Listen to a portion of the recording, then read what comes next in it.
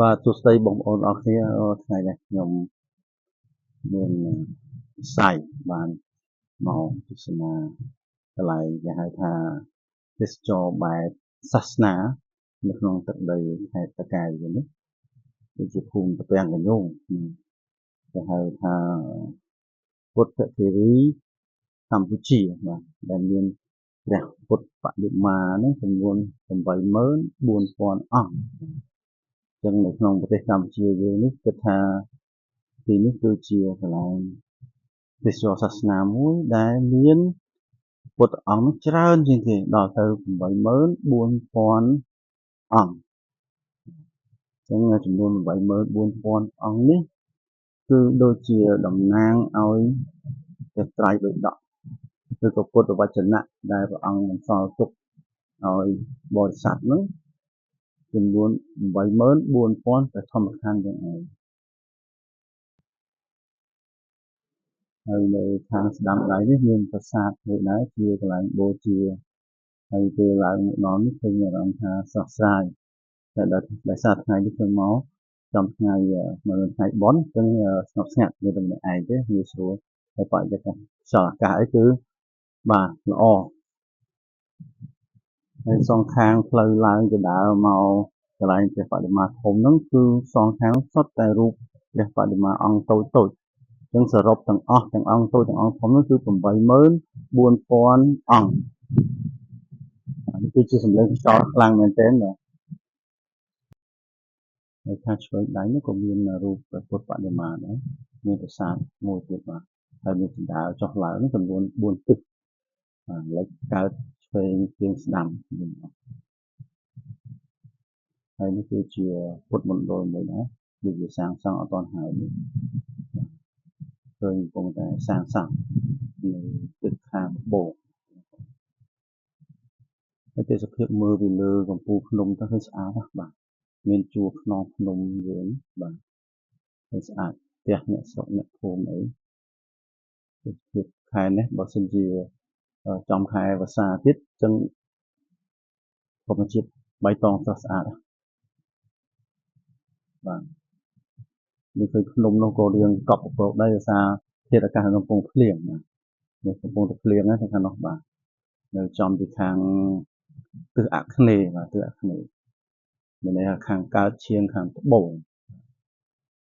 នឹងភ្លៀងអស់បាទបើយើងឡើងពីជណ្ដើរទិសខាងកើតមកគឺ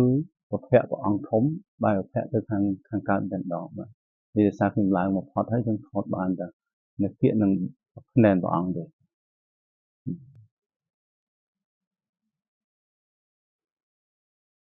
ហើយគឺមានដាក់ពុទ្ធបូជាតាមនឹងចឹងទៅជាមហានិជោណាបាទមានគ្រប់កន្លែងអាស្រ័យលើវិធីជាស្នារបស់បរិស័ទហើយនេះគឺជាទេសភាពមើលពីលើភ្នំដែរយើងបែរមុខទៅទិសខាងជើងបាទនេះគឺជាចណ្ដើរឡើងនេះគឺខាងជើងចឹងគេធ្វើជាគេហៅថា one way បាទមួយឡើងមួយចុះដើម្បីឲ្យកជាលក្ខណៈងាយស្រួលដល់ចរាចរណ៍ដល់បរិស័ទឡើងចុះកុំឲ្យមានការស្ទះចរាចរណ៍ហើយពេលដែលយើងរៀបចំឡើងតាមកម្មចណ្ដើរហ្នឹងគឺគេមានសញ្ញាឲ្យយើងដឹងថាត្រូវតែដោះស្បែកជើងដើម្បីជាការគោរពបូជាដល់បាទគុណរបស់ព្រះអង្គក៏ដូចជាឲ្យទីកន្លែងហ្នឹងមានគេហៅថាបរិស្ថានស្អាតល្អកុំឲ្យមានប្រឡាក់ដីហើយតែខាងក្រោយអង្គធំនេះក៏មានព្រះអង្គតូចៗជាច្រើនបែរប្រភពទៅទិសខាងលិចបាទហើយនៅចន្លោះហ្នឹងគឺមានដើមឈើដុះជាច្រើនមើលទៅគួរជាទីមនោរម្យមែនទែនបាទជ្រះថ្លាជាទីជ្រះថ្លារបស់ពុទ្ធបរិស័ទបាទបងប្អូនគួរតែមកទស្សនាពីលំនៅឋានបែបសាសនានៅក្នុងប្រទេសកម្ពុជាក្នុងប្រទេសខេត្តកែប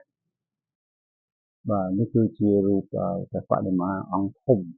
នៅលើភូមិភ្នំខ្ញុំថតពីទិសខាងជើងទៅដើម្បីឃើញប្រាង្គនៃបដិមាព្រះអង្គទាំងមូលទាំងដង ហើយយើងមានដើមពោធិព្រឹកព័ទ្ធជុំវិញអីបាទហើយខ្យល់ហ្នឹងដាក់លើខ្យល់ខ្លាំងជាដើរឡើងចុះនៅខាងត្បូងខាងត្បូងនេះរចនាបថប្លែកភាសាតែនៅកណ្ដាលពុទ្ធសូត្រ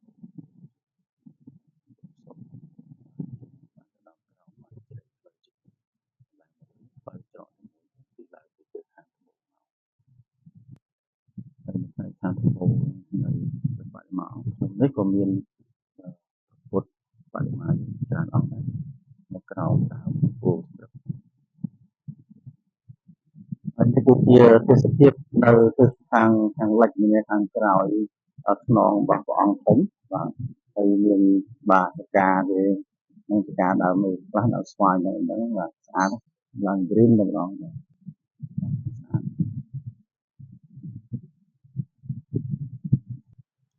ាទនេះទៅឡើងពីទិសខាងលិចខាងក្រោយខ្នងព្រះអង្គមកវិញបាទព្រោះវាធ្វើ one way ហ្នឹងដែរបាទមើលទៅស្អាតរចនាបថវាស្អាត clean ហ្មងមើលទៅបាទខាងកន្លែងហ្នឹងស្រស់ស្អាត clean សំគេហៅថាពុទ្ធគិរីមែនដោយសារតែឃើញជុំវិញសុទ្ធតែគិរីបុព្វតាបាទនេះគឺជារូបព្រះអង្គនៅខាងអាស្រមខាងជើងនៃព្រះអង្គធំសម្រាប់កន្លែងគោរពបូជារបស់ពុទ្ធបរិស័ទសូមក្តីសុខក្តីចម្រើនហើយនេះគឺជាព័ត៌មានលម្អិតអំពីចំនួនអង្គរបស់ព្រះបដិមាបើនៅទិសខាងកើតខាងមុខព្រះអង្គធំនេះវិញមានព្រះអង្គតូចៗជាច្រើនបាទសរុបរួមទៅទាំងអស់នោះទាំងអង្គធំទាំងអង្គតូចនោះគឺ84000អង្គនេះឯង